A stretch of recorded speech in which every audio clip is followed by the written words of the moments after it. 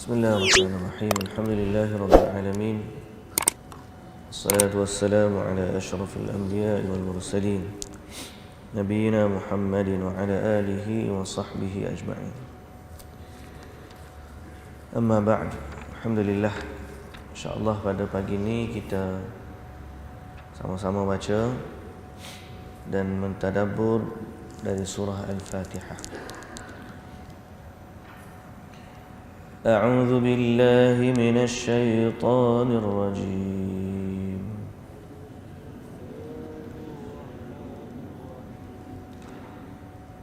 بسم الله الرحمن الرحيم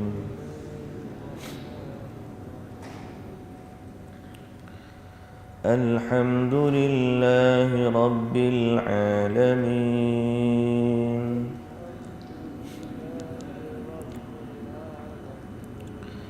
الرحمن الرحيم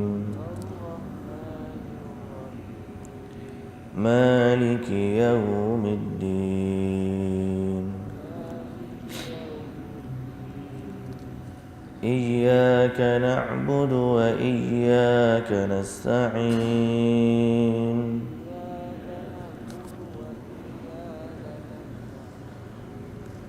اهدنا الصراط المستقيم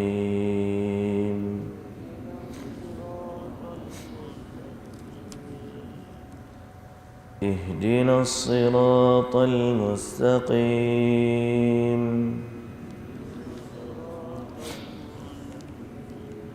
صراط الذين أنعمت عليهم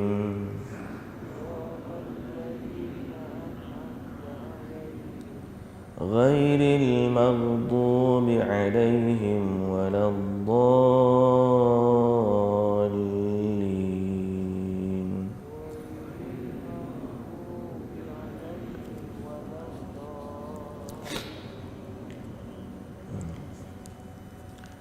Bismillahirrahmanirrahim. Alhamdulillah, sekali lagi kita bersyukur pada Allah Subhanahu wa taala di atas limpahan rahmat dan anugerah yang Allah Subhanahu wa taala kurniakan kepada kita, dapat sama-sama kita pada pagi ini duduk sebentar untuk sambung tadabbur kita terhadap Al-Quran. Dan kita minta kepada Allah Subhanahu wa taala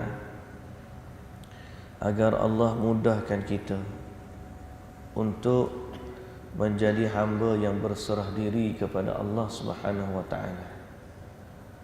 Termasuklah sifat berserah diri ini ialah kita menundukkan keinginan dan hawa nafsu kita kepada apa yang Allah Subhanahu wa taala perintahkan, kepada apa yang Allah taala suka dan apa yang Allah taala redha. Nabi sallallahu alaihi wasallam pernah bersabda, لا يؤمن أحدكم حتى تكون هواه تبعا لما جئت به أو كما قال النبي صلى الله عليه وسلم. Lebih kurang maknanya Nabi kata, tidak beriman seseorang daripada kamu dengan sebenar-benar iman sehingga hawa nafsunya tunduk dan mengikut kepada apa yang aku bawa, iaitulah panduan wahyu Al-Quran dan juga sunnah. Jadi nak sampai ke tahap kita ni tunduk, patuh, sungguh-sungguh kepada Allah Subhanahu wa taala, itulah cita-cita kita, yang disebut sebagai orang yang menyerahkan dirinya sebenar-benarnya kepada Allah Subhanahu wa taala. Inni wajjahtu wajhiya lilladzi fatara as-samawati wal ard hanifan musliman wa ma ana minal musyrikin. Aku palingkan wajahku kepada Allah, aku hadapkan wajahku kepada Allah. Siapa dia? Dia Fatiras samawati wal ard, pencipta langit dan juga bumi.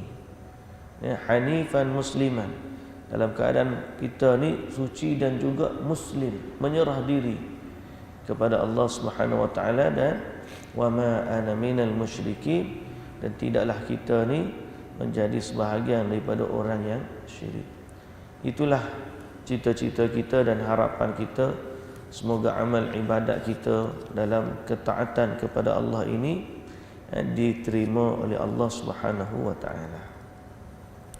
Muslimin dan muslimat yang dirahmati Allah Subhanahu wa taala, berkaitan dengan al-isti'adzah. Al-isti'adzah, isti'adzah ni iaitulah kita baca a'udzu billahi minasyaitonir rajim. A'udzu billahi minasyaitonir rajim. Apa hukum membaca dia? Apa hukum membaca dia? Sedang Allah Subhanahu wa taala pernah menyebut dalam Quran, wa imma yanzaghannaka minasyaitani nazghun fasta'iz billah. Kalau kamu ni ada diganggu oleh syaitan dengan gangguan, maka berlindunglah dengan Allah. Dan Allah Ta'ala juga berfirman, fa idza qara'tal Qur'an fasta'iz billah. Apabila kamu nak baca Quran, maka berlindunglah dengan Allah. Maka berlindunglah dengan Allah. Maka ayat-ayat ini menunjukkan bahawa kepentingan membaca isti'adzah sebelum daripada baca Fatihah, sebelum daripada baca Al-Quran lah. Okay? Cuma hukum dia tu apakah wajib ataupun sunat? Jumhur ulama berpandangan bahawa sunat. Maknanya kalau orang tu tak baca, dia tak berdosa, cuma hilanglah bagi dia kelebihan berlindung dengan Allah daripada gangguan syaitan. Okey. Sebahagian ulama mengatakan bahawa dia adalah wajib, cuma jumhur ulama berkata hukumnya adalah sunat. Adapun lafaz dia, makna lafaz kita isti'adzah, itulah dengan lafaz fasta'iz billahi minasyaitonir rajim. Allah Ta'ala kata berlindunglah kepada Allah dengan syaitan, daripada syaitan yang direjam. Maka kita guna lafaz yang Allah Ta'ala ajar dengan kita baca a'udzu billahi minasyaitonir rajim. Itu lafaz dia.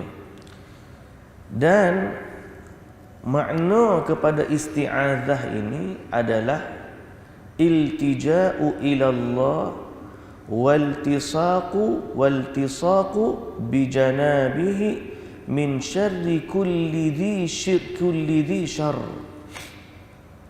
Makna isti'adzah ialah berlindung kepada Allah dan berdamping di sisi Allah, berdamping dengan Allah. Makna kita mendekatkan diri kita kepada Allah untuk berada di bawah perlindungannya daripada semua bentuk kejahatan.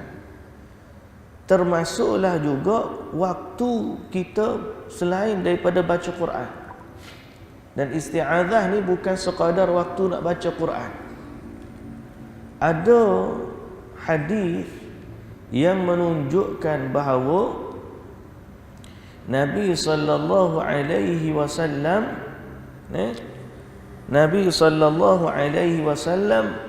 isti'adzah Nabi sewaktu di awal salat, yakni setelah daripada takbir, kemudian Nabi baca iftitah, kemudian Nabi baca isti'adzah. Dan ada hadis juga yang menunjukkan bahawa dia dibaca waktu ketika marah. Hadis dari Abi Ya'la, dari Ubay bin Ka'ab, atau begitu juga daripada riwayat Al-Imam Al-Bukhari daripada seorang sahabat Sulaiman bin Sarad radhiyallahu anhu. Dia kata ada dua orang saling marah memarahi, cela mencela. Dua orang ni duduk balah. Waktu tu Nabi ada, dan kami sahabat pun duduk dekat Nabi. Sebahagiannya mencela, seorangnya mencela seorang lagi sehingga wajah dia merah dengan kemarahan. Wajah dia merah dengan kemarahan. Bila begitu Nabi sallallahu alaihi wasallam kata, inni la'alamu kalimatan law qalaha la dhahaba anhu ma yajidu. Law qala a'udzu billahi minasy syaithanir rajim. Nabi sallallahu alaihi wasallam kata, sesungguhnya aku tahu satu kalimah yang kalau lelaki yang marah ini ucapkan dia, nescaya akan hilanglah daripadanya kemarahan itu, atau yang hilang daripadanya apa yang sedang dia berada padanya, iaitulah a'udzu billahi minasy syaithanir rajim. Jadi dia juga dibaca waktu ketika marah. Ketika marah dibaca. Adapun untuk berlindung daripada syaitan dalam perkara-perkara lain, ataupun termasuk juga cara dia ialah dengan membaca bismillah. Macam kita ada syaitan nak ganggu kita, nak masuk rumah, kita tak baca lah a'udzubillahi minasyaitanir rajim, sebab Nabi ajar kita baca bismillah. Jadi dengan baca bismillah tu, insya-Allah syaitan tak boleh masuk kepada rumah itu. Kalau kita nak makan, tengah-tengah nak makan ada syaitan mari nak makan juga. Bila kita baca bismillah, maka syaitan tu tak boleh makan lah. Kalau dia terlupa baca bismillah di awal makan, dia baca bismillahi awwalahu wa akhirahu. Minggu lepas ada orang tanya. Dia tanya, macam mana kalau kita terlupa baca doa masuk rumah? Kita terlupa baca doa masuk rumah. Sedangkan lepas kita tahu hadis berkaitan ni, syaitan ni tuan-tuan, dia bukan seorang, dia bukan seekor, bahasa kita mudah seekor. Dia bukan seekor, dia banyak ekor. Kalau nak masuk rumah tu, kata Syekh Abdul Wahid bin Abdul Salam Bali, hak nak masuk rumah tu bukan seekor. Dia kadang-kadang dia mari ni berpuak-puak. Kalau seorang tu tak baca bismillah waktu nak masuk rumah, hak masuk tu bukan seekor. Boleh jadi 1000, boleh jadi 2000, boleh jadi beribu-ribu. Pada duduk mana? Duduk habis, duduk ruang tamu, duduk atas katil, duduk atas mari, duduk dapur, duduk habis. Jadi bila saya sebut lagu tu dalam satu kuliah, ada satu apa, disampaikan pula pada orang lain. Waktu isteri saya pun bagi tahu kawan-kawan dia. Maka kawan dia tanya, sudah. Lagu mana kalau kita lupa baca bismillah nak masuk pintu rumah? Apakah kita kena baca bismillahi awwalahu wa akhirahu juga? Soalan. Benar? Valid tak soalan? Kita lupa nak baca bismillah waktu masuk rumah. Apakah hukum dia sama dengan kita lupa baca bismillah waktu nak makan? Hak makan ni kita masuk tak masuk? Makan dah, separuh makan, lupa Allah tak baca bismillah. Kita pun baca bismillahi awwalahu wa akhirahu. Hak ni kita nak masuk rumah, kita lupa baca bismillah. Tengah-tengah duduk, alamak tadi tak baca lah bismillah. Kita pun bismillahi awwalahu wa akhirahu. Pasal apa? Qiyas kepada boleh ke perbuatan macam tu? Bila kita rujuk, wallahu ta'ala alam, rujuk kepada jawapan kepada Syekh Salih Al-Munajjid, dia kata bila kita dapati dalam hadis-hadis Nabi sallallahu alaihi wasallam tidak ada ajaran daripada Nabi sallallahu alaihi wasallam untuk cover bacaan bismillah masuk rumah dengan bismillahi awwalahu wa akhirahu. Tak ada riwayat. Jadi kata Syekh, sebaliknya kalau kita lupa baca bismillah, maka kita perbanyakkanlah zikir-zikir di dalam rumah kita agar kita selamat daripada gangguan syaitan. Dan baca bismillah bukan bermaksud secara total syaitan tak boleh masuk juga. Okey? Bukanlah kata baca bismillah di pintu rumah secara total syaitan tak boleh masuk. Syaitan tak boleh masuk waktu hak kita nak masuk. Tapi kalau tiba-tiba masuk rumah, dia pasang lagu, muzik kuat-kuat, dia buat benda-benda mungkar dalam rumah dia, ada pula patung-patung dalam rumah dia, maka semua bentuk-bentuk ni boleh menyebabkan syaitan masuk dalam rumah dia. Boleh faham? Jadi kalau nak baca bismillahi awwalahu wa akhirahu untuk lupa masuk rumah, maka tidak ada sunnah begitu diajarkan. Nabi tak pernah ajar gitu. Kalau lupa baca bismillah waktu makan, ya. Jadi kalau seorang tu terlupa masuk rumah, dia lupa baca bismillah, dia boleh baca apa-apa zikir ataupun zikir-zikir di rumah dia, baca Quran ke, baca apa ke dalam rumah dia, senantiasa hidupkan dengan zikir agar dia senantiasa dijaga oleh syaitan. Dan dalam masa yang sama, walaupun dia baca dah bismillah pun, tapi kalau dalam rumah dia ada perkara-perkara yang mengundang syaitan untuk masuk, maka syaitan boleh juga masuk. Nah, kadang-kadang waktu dia nak makan, datang juga syaitan hak Nabi sebut dalam hadis, mari syaitan lain pula hak nak ganggu dia. Kadang-kadang ada dah hak dalam rumah pun ada. Kadang-kadang hak duduk dalam tandas ada.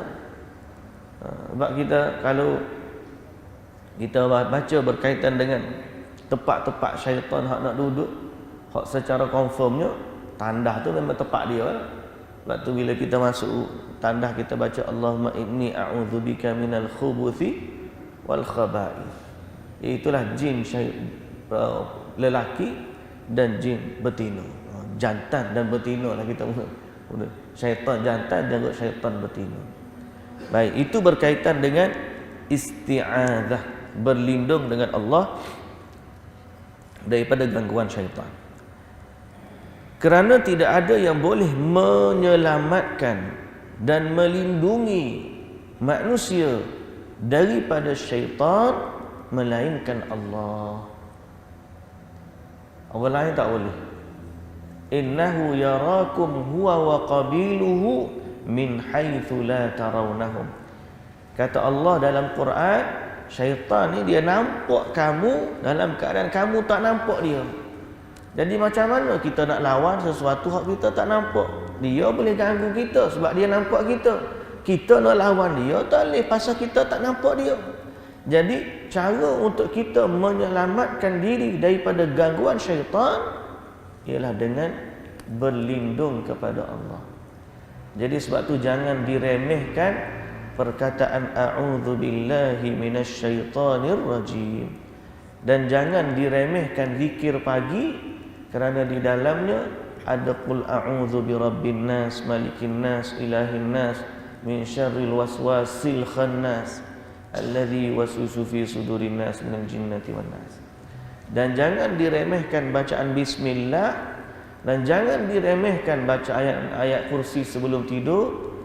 Dan kerana semua yang diajar itu oleh Nabi sallallahu alaihi wasallam melindungi kita daripada gangguan syaitan. Baik. Kemudian perkara yang seterusnya ialah bismillah. Dalam Al-Fatihah dimulakan dengan bismillah. persoalan dia. Apakah bismillah ni sebahagian daripada ayat surah Fatihah? Apakah bismillah ni salah satu ayat daripada Fatihah? Kalau tuan-tuan tengok dalam Quran, kalau kita tengok dalam Quran, buka muka surat pertama tu Fatihah, resam Osmaniyah ada. Bismillahirrahmanirrahim, dia tulis nombor 1 situ. Maknanya sebahagian ulama berpandangan bahawa bismillah ni sebahagian daripada surah Fatihah. Dan sebahagian lagi kata bismillah itu adalah bismillah seperti surah-surah lain, iaitulah bacaan di awal surah. Sebab itulah orang yang menganggap orang yang menganggap bismillah ni sebahagian daripada surah Fatihah, dia baca kuat. Maknanya Allahu Akbar, Bismillahirrahmanirrahim, Alhamdulillahi Rabbil Alamin. Macam sebab kita baca kuat kan. Sebahagian ulama berpandangan dia bukan ayat Fatihah. Sebaliknya dia hanya bismillah di awal surah seperti surah-surah yang lain. Maka orang yang berpandangan macam ni, dia tak baca kuat.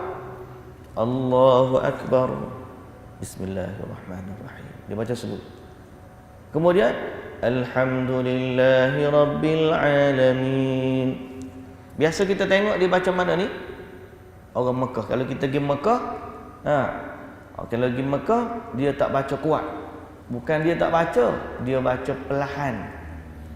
Setengah orang kata dia tak baca.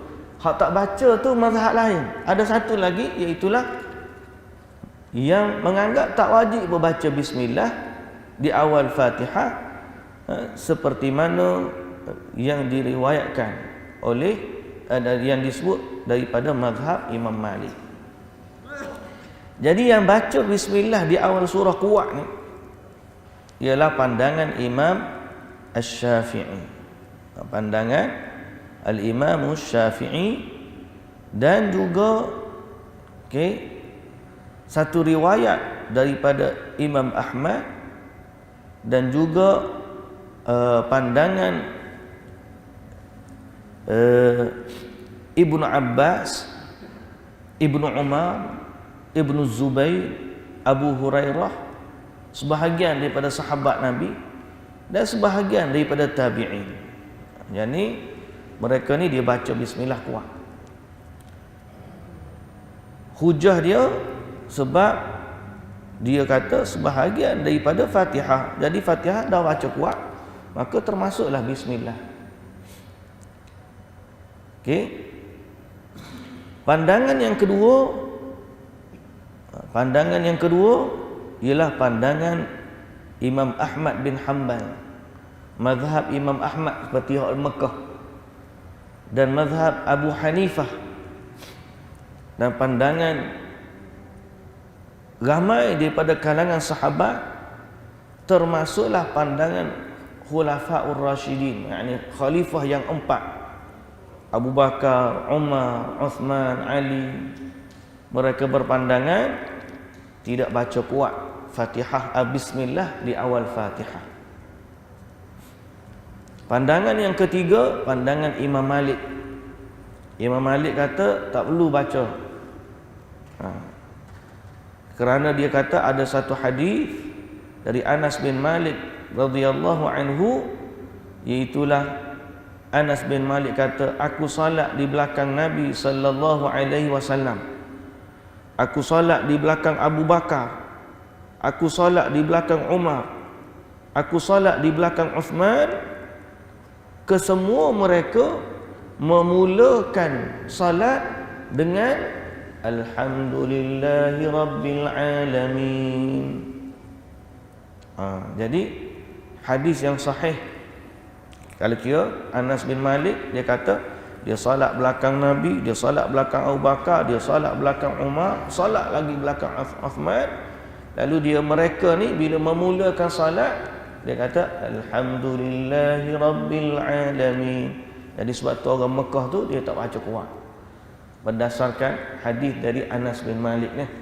Pandangan pandangan mazhab Imam Ahmad, baca juga cuma tak kuat. Pasal hadis yang ada ni menunjukkan Nabi, Abu Bakar, Umar dan juga Uthman mula-mula baca dalam solat ialah alhamdulillahirabbil alamin. Ala kulli, kita meraihkan semua pandangan. Yang baca pun kita kata ada pandangan sahabat yang menyatakan demikian. Yang baca perlahan pun kita kata itu juga pandangan yang kuat, kerana dia adalah pandangan para sahabat ataupun Pak Khalifah, termasuk juga disokong oleh hadis dari Anas bin Malik radhiyallahu anhu. Dan kalau kita pun dia tak bunyi, kita tak tahu dia baca perlahan ke tak baca. Kalaupun dia tak baca, masih ada pandangan dalam mazhab Imam Malik yang menyatakan sah dia baca begitu. Baik, wallahu taala a'lam lah. Jadi jangan panggil, jangan pelik kalau kita pergi Mekah ke atau pergi mana-mana, tiba-tiba orang Allahu Akbar, dia alhamdulillah tu. Okey. Yang seterusnya, bismillah ni juga fadilat dia. Selain daripada dibaca di awal surah, apa fadilat baca bismillah?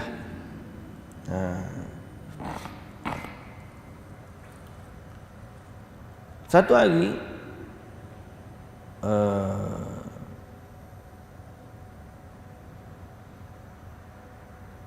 kata di seorang lelaki yang membonceng Nabi dengan Nabi sallallahu alaihi wasallam, dia naik unta dengan Nabi, riwayat Imam Ahmad ni. Bila dia nak berlindung, dia kata ta'isa syaitan, celakalah syaitan. Dia sebut celakalah syaitan. Dia nak marah ke syaitan, dia kata celakalah syaitan.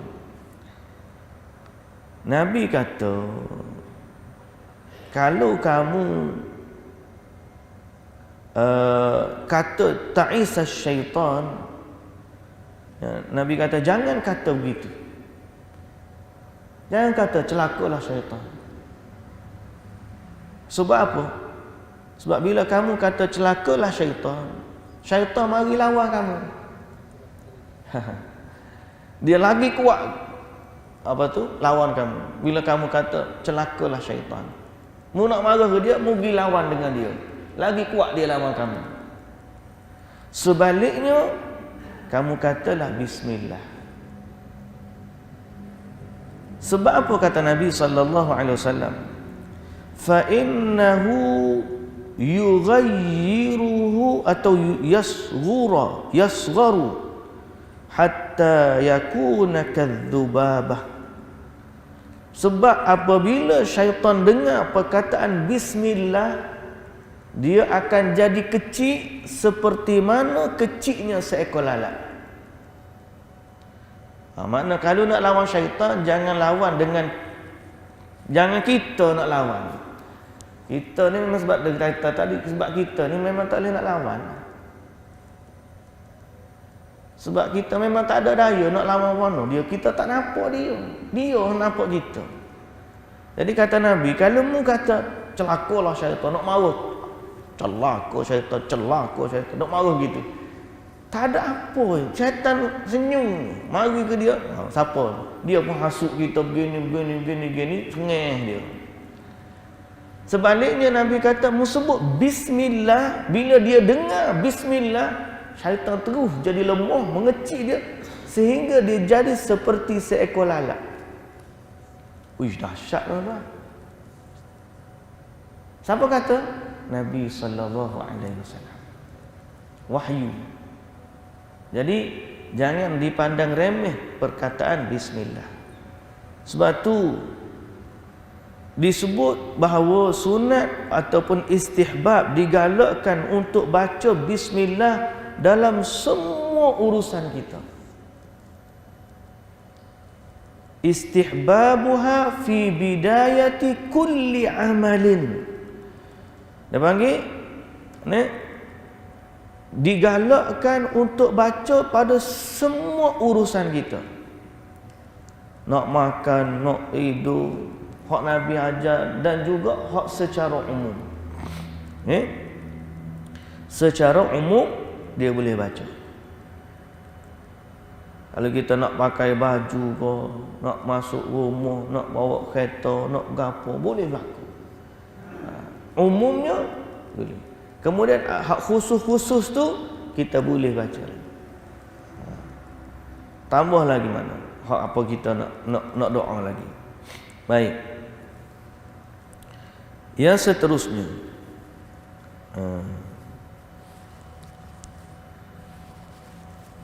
Bismillah ni maksudnya dengan nama Allah yang Maha Pengasih lagi Maha Penyayang.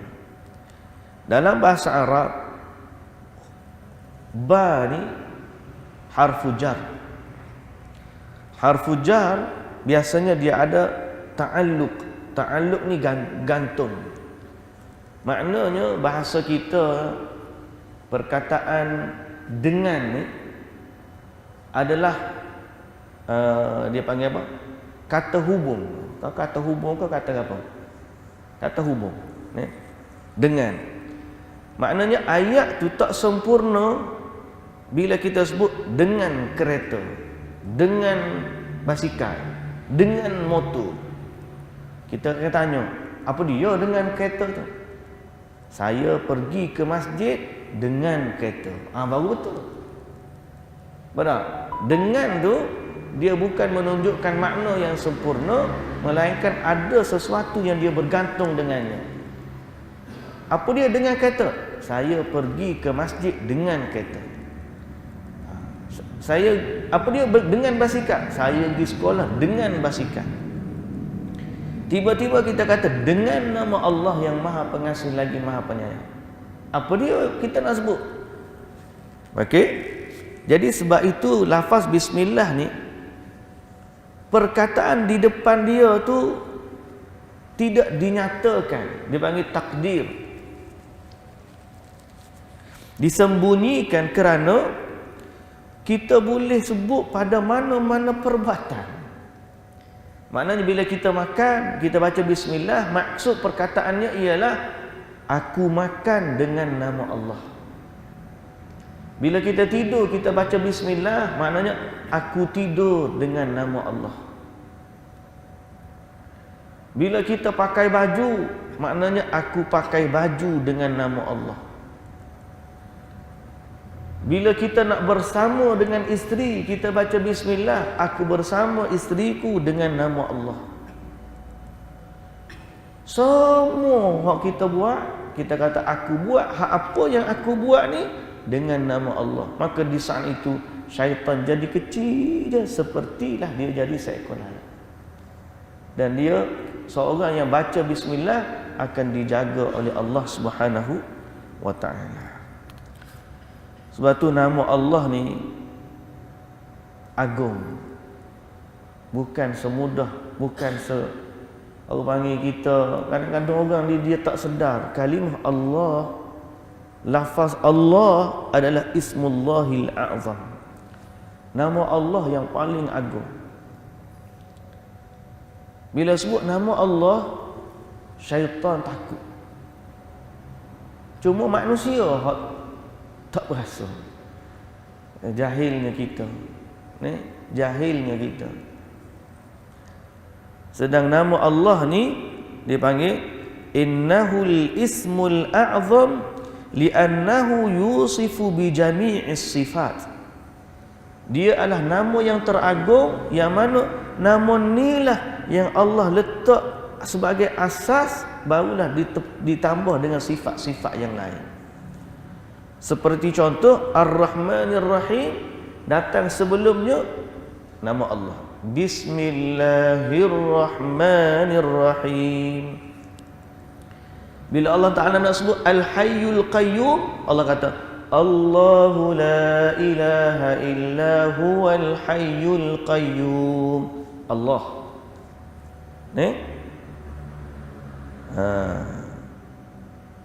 Dan Allah juga kata Huwallahu alladhi la ilaha illahu al-malikul quddusus salamul mu'minul muhaiminul azizul jabbarul mutakabbir. Allah, depan dia Allah. Sebab tu dikatakan bahawa nama Allah ni adalah nama yang paling agung. Sebab tu bila kita berlindung, kita kata a'udzubillah. Bila kita minta, kita kata bismillah. Kalimah Allah tu sah.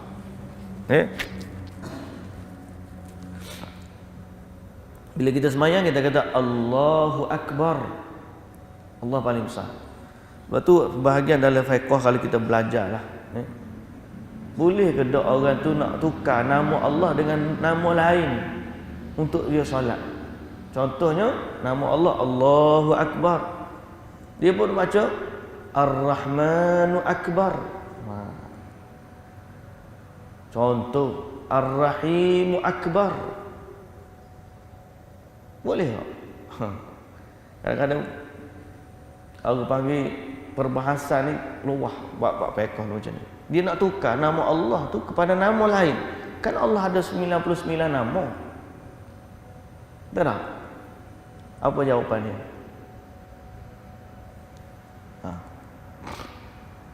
Boleh ke tak boleh? Jawapan dia, tidak ada riwayat daripada Nabi sallallahu alaihi wasallam Nabi sebut nama selain daripada Allah waktu dia nak takbir salat, waktu dia intiqal salat. Dan dalam kau urusan ibadat yang banyak ni, kebanyakannya Nabi sallallahu alaihi wasallam dia akan berminta dengan menggunakan nama Allah. Okey? Jadi sebab tu muslimin dan muslimat yang dirahmati Allah, bila kita sebut nama Allah, biarlah kita rasa gemetar dalam hati kita. Innamal mu'minuna allazina idza dzukirallah wajilat qulubuhum. Orang beriman yang sebenar-benarnya apabila disebut kepada mereka nama Allah, maka gementarlah hati-hati mereka.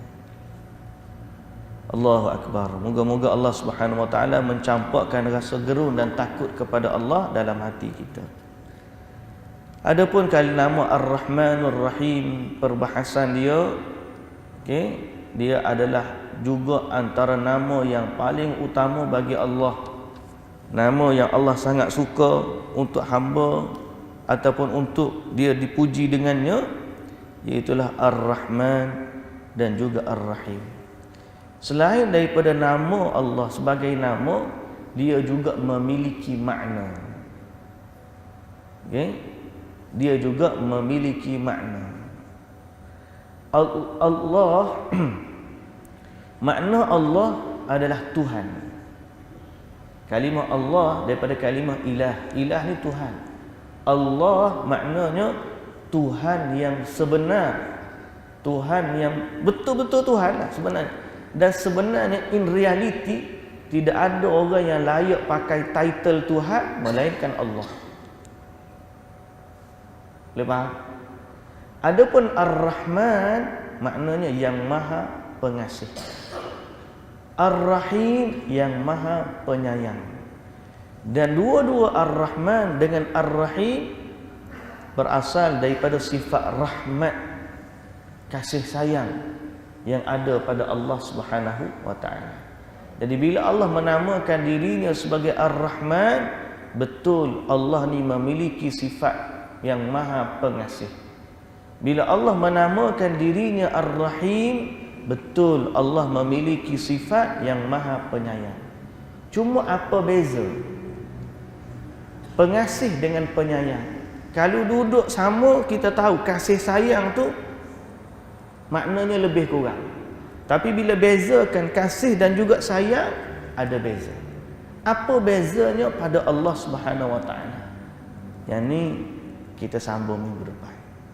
InsyaAllah hari Isnin kita sambung lagi surah Fatihah ni untuk kita mendalami makna dia. Mudah-mudahan surah yang sangat penting dalam hidup kita ni, bila kita baca, kita merasakan keagungannya dan kita rasa kenikmatan untuk membacanya, dan kita rasa puas apabila sesungguhnya kita tahu apa yang sedang berlaku sewaktu kita baca bismillah, ada sewaktu kita baca surah Al-Fatihah.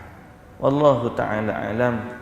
Subhanakallahumma wa bihamdika asyhadu an la ilaha illa anta astaghfiruka wa atubu ilaik. Aqulu qawli hadza wa astaghfirullahal azim li wa lakum. Assalamu alaikum warahmatullahi wabarakatuh.